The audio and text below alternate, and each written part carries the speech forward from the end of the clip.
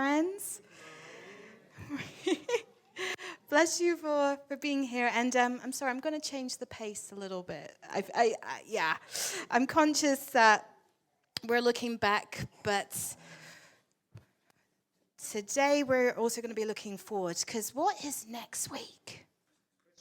Christmas! Absolutely, and forgive me, that's what we're going to be chatting about today, and I'm going to need everybody to help me with that. That's why I've insisted that the kids stay with me, because I know that they know all the answers.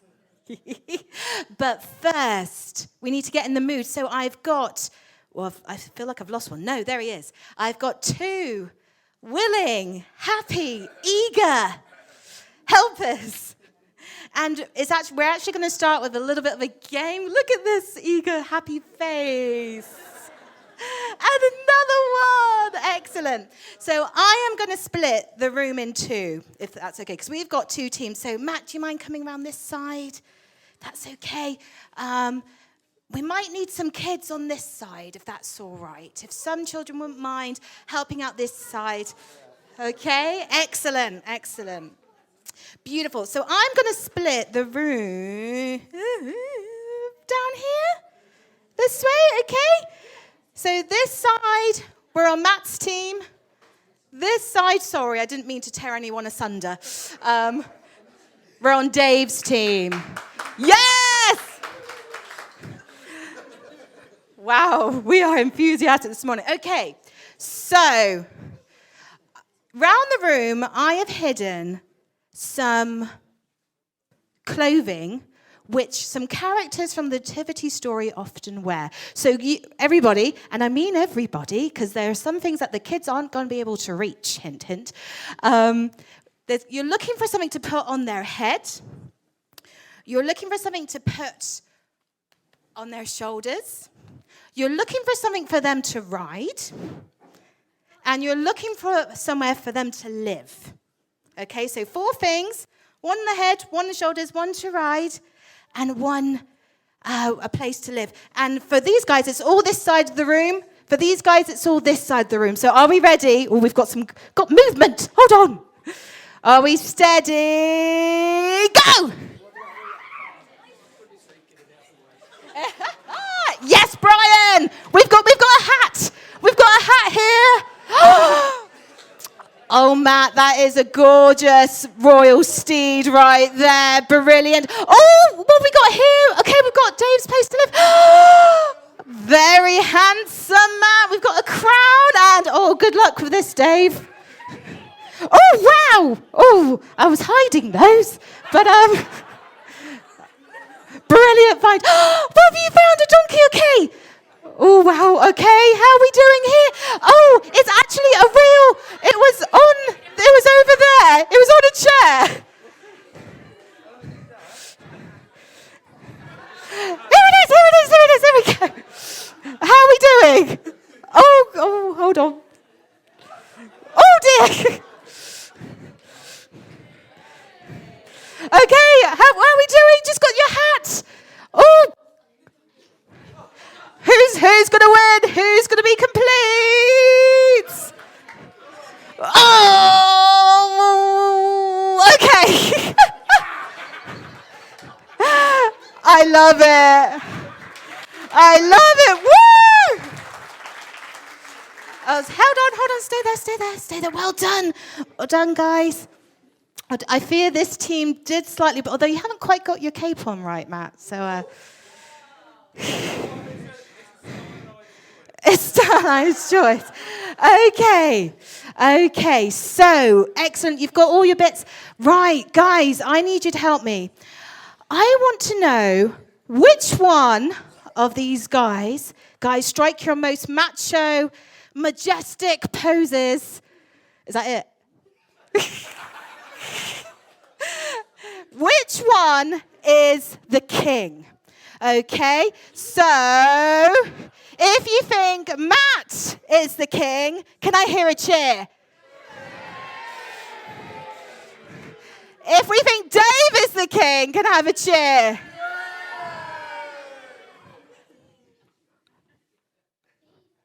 Can we do Dave again? Ready? Is Dave the king? Okay, and is Matt the king? Okay, what do we think make Matt's the king? What makes Matt the king? He's got a crown. He's got the horse. I mean, lots of us would be kings if we all had horses. What else? Anything else? Yes, Josh. Pardon? He's got the cloak. And where do you live, Matt? What's this? What's this? He's in a palace. Where is Dave? What have we got here? We've got a cave. Excellent. And what animal are you? You're riding a donkey. A donkey. Yes, I think you will agree. A lot of us would expect the king to be here. Well done, guys. Thank you so much. Thank you. Thank you. But I'm still going to need your help, guys, because you know I'm quite forgetful, don't you? So I ask lots of questions, and I do expect answers. Okay? Okay? So, we're thinking about Christmas, and we often think, you can sit in here, sit. And we often think about shepherds and kings. But really, if we want to think about Christmas, we've got to go all the way to the very start, to the very, very beginning. To what happened at the very start, Ben? What happened at the start of time? Oh, to the very, very start of the Bible. What happens then? Before Mary, at the Bible, what does God do?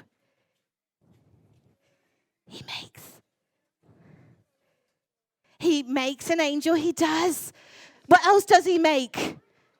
He makes the stars and the world and everything. And does he make it good or does he make it not so good? He makes it good. He makes it absolutely perfect. It's beautiful. And then comes a really sad day where actually what we're thinking about today, that's when it all started. Because when we broke the rules, that's when despair and death and illness and separation, that's when it came. And it ingrained itself into the very fabric of our existence. And it's so painful because we were never meant to feel that. That's why it hurts so much, because we were never, ever meant to taste that. But now we did. But it's not all bad news, because right from the start, God promised that someone was going to come and reverse everything. He was going to make everything that was wrong right again. He was going to break the power of sin and death. Do we know what his name is? Yeah? Who is it? Absolutely. Absolutely. But Jesus didn't come for a while, did he?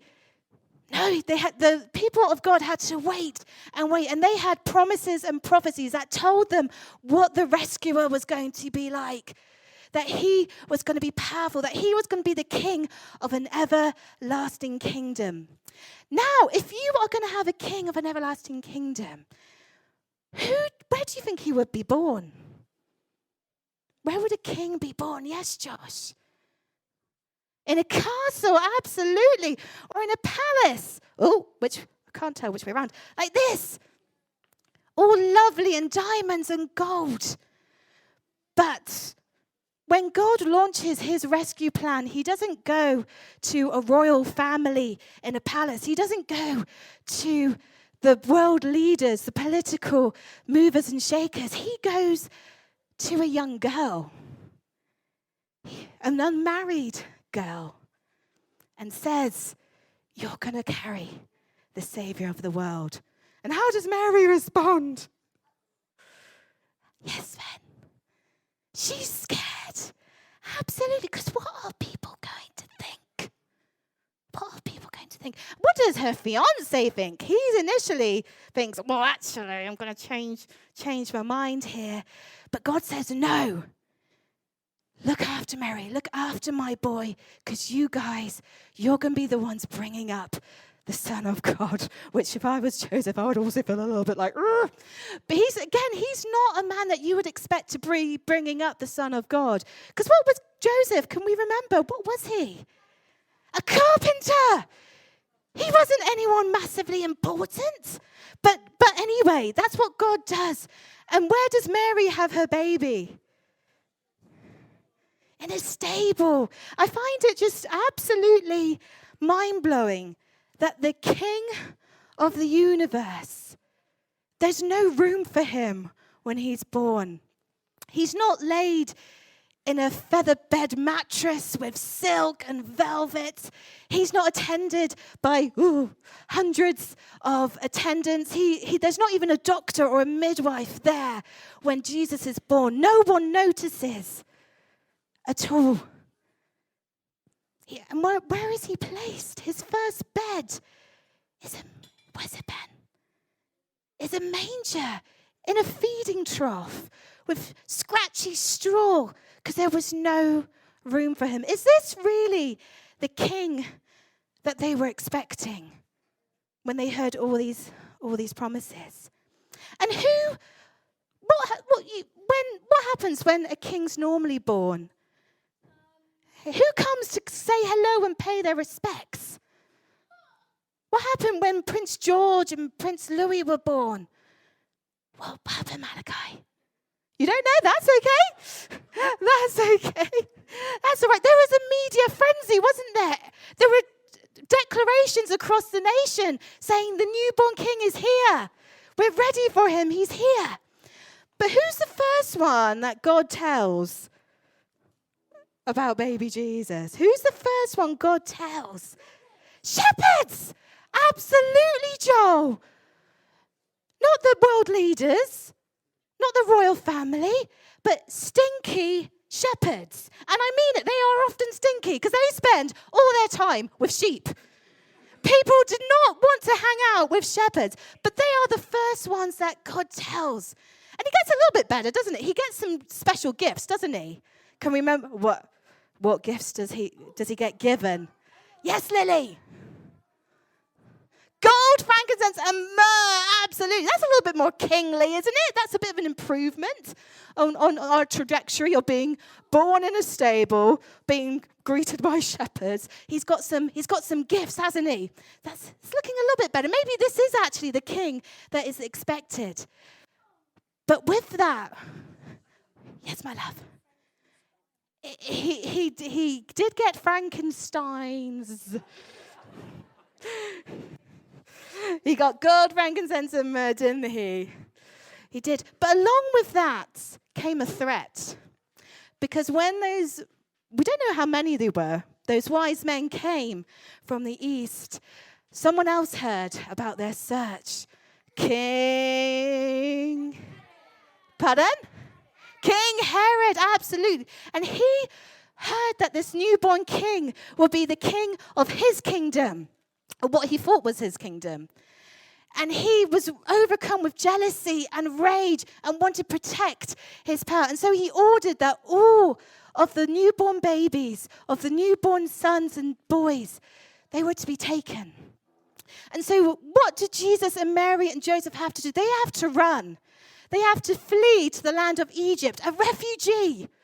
Is this really the king that they were expecting on the run? And it doesn't get, to be honest with you, it doesn't get much better. Because as he grows up poor. He grows up in a working class family. He grows up learning to be a carpenter, which I imagine is quite fun. But he doesn't get to go to boarding school. He doesn't get archery lessons or whatever it is princes normally get when they're being educated. He doesn't live in a palace as you would expect a king to do. And it's not until he is at the ripe old age of 30, which is a great age, I've got to say, okay? It is the best age. When God finally tells him, right, you have got the green light. You are now to tell everybody and show them who you are. Show them and tell them exactly what you've come to do. The rescue mission is a go, and it is global in its scope. Destination is to the very ends of the earth with the objective of rescuing every single man, woman, and child from anything that separates them from God. Now, if that's your mission, who do you want on your A team to help you do that? Who do you want on your team to help you with this mission impossible? Norbert, who would you want? I didn't get it, sorry. Okay, you're leading a mission. Yes. Who do you want with you on your mission to help you? On your mission, yeah. Well, you're going to save the whole earth, Norbert. Who do you want with you? Well, I would want the Holy Spirit, obviously. You want the Holy Spirit? Yeah. And I was going to say that. And a couple of people who pray. Couple of people who pray. We've got the good, godly answers here. I love it. Because I got to admit, that's not where I would go. I'd be like, I want people with money. I want people with resource. I want people who are smart, strategic thinkers who can help me reach the whole world. I want people with influence. So I would want religious leaders. No, I would want possibly world leaders, political leaders. That's who I would think, if I'm being strategic, which I'm not often, who I would recruit. But who is it that Jesus calls to be his most trusted followers? Who is it? Is it world leaders? Is it political leaders? Who is it? It is the disciples. It's disciples. Can we remember, what did they do? Yes, Josh. They were fishermen. That's the top of all of your list, wasn't it? Wasn't it? Fishermen. Again, a bit smelly, I would imagine. And who else? Who else? Tax collectors, the scheming, naughty thieves that were tax collectors. Would you really expect to have your A team made up of fishermen and tax collectors? Not really. Is this really the king that they were expecting? And have you noticed who he hung out with? It raised a few eyebrows, I'm not going to lie. The people that he hung out with, they were sinners. They were lepers. They were people that did things that you don't talk about at church. They were the people that you wouldn't be seen dead with. I love thinking about how awkward this must have been for the disciples. I'm so bad. You know, like, what's he doing? Who's he talking to? Jesus, we don't talk to women. We don't talk to them. And she's a Samaritan. We definitely don't talk to them. Come on. Peter, you're meant to be on Jesus' watch. Keep an eye on him. I'm going to die of embarrassment. Can you just imagine what being a disciple would have really been like? Is he really the king that they were expecting? And what he said about the kingdom was even more crazy. Because he said, welcome are those who are poor in spirit, which basically means those who know they've got it wrong. Those who know that they've messed up. He said, welcome are the merciful, not the powerful. He said, welcome are the brokenhearted, not the happy. He said, welcome are those who are persecuted and rejected. Those are the people he was welcoming and establishing his kingdom for. And of course, he did some other unexpected things, didn't he? He did some miracles. Can anyone tell me what kind of miracles Jesus did? Anyone remember? Joe, there's a hand.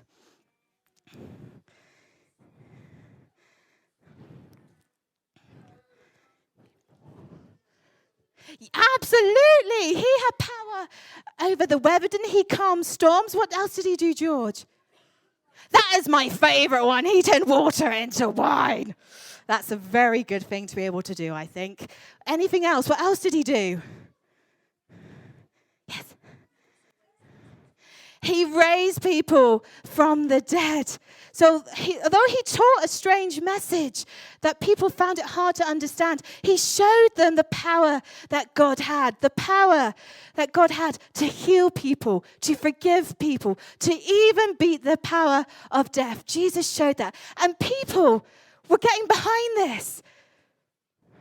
They started believing, yes, actually, this might be the one that we've been waiting for. This might be the person who's going to rescue me. And then, plot twist. The perfect Messiah is arrested. He's wrongfully put on trial where no witness can say anything against him. And then he is put to death in the most shameful and undignified way. Is that really the king that they were expecting? No? No. And even the disciples at that point, they said, I don't know this guy. He's not who I knew. But, like an Uno reverse card, who knows what happened next? Did he stay dead? No. He did come alive. 3 days later, he came alive to show that he had broken the very power that seemed to have defeated him. He had broken the power of death, of decay, of illness, which is why we know for certain that our Jean is free. She is entirely gloriously, beautifully free because Jesus has risen again. Well, I've lost my train of thought now. I'm so sorry. Because if we really think about Christmas, God is not about meeting our expectations. He's about loving you beyond any expectations you could ever have. When Jesus broke the power of death, he opened the kingdom for you. He blasted those gates wide open, and nothing that you do or have done could ever shut them on you again, because Jesus has defeated that. And we are all welcome in this kingdom. Jesus showed us love because he did not come to be served, but to serve and give his life as a ransom for many. He was not the king. He did not look like the king. He was not the king that they expected. But he was the king that this world needs desperately. Because who doesn't need to know that they are known and loved? Who doesn't need to know that they are seen and accepted just as they are? God did not call the perfect. He did not call the happy. He did not call those who have it all together, but the exact opposite. And what I find so much joy in is that in following an unexpected king, is I can be an unexpected disciple. Before I was a Christian, my friends would have laughed in your faces that I would love Jesus because I was one of the biggest sinners ever. And I can I would know in the way that Jesus lived, in the women that he went to, I would have been one of the first he would come to, and the first that others would have rejected. Because that is the king that we follow. And he loves us and he enables us to love others in the same way. That is what he has freed us to be, so we can be unexpected disciples. Now, we've spoken quite a bit about an invitation, haven't we? And for each of you, I don't really know who Jesus is to you today. I don't know if maybe he was a lovely man with a lovely beard, from the look of it. Or he was a great teacher. Or maybe you followed Jesus a while, and sometimes you feel like he gets in the way of what you feel life should hold for you. I think my invitation is to really see Jesus for who he is, not what you feel he should give you, not what you feel a king or a God should be, but actually who he showed himself to be. And for yourselves, you're not expected to be perfect because God's done that for you. You're not expected to be anything other than how God made you to be, and he's calling you as you are into his kingdom. So I've got a video who could explain a little bit more eloquently than I ever could about who Jesus is. And I would just love for you to pray and dwell on that this Christmas. Thanks.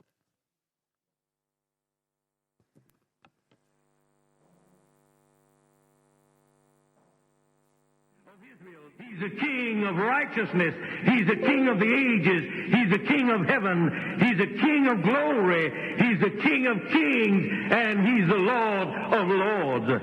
That's my King. I wonder, do you know him? My King is a sovereign King. No means of measure can define his limitless love. He's enduringly strong. He's entirely sincere.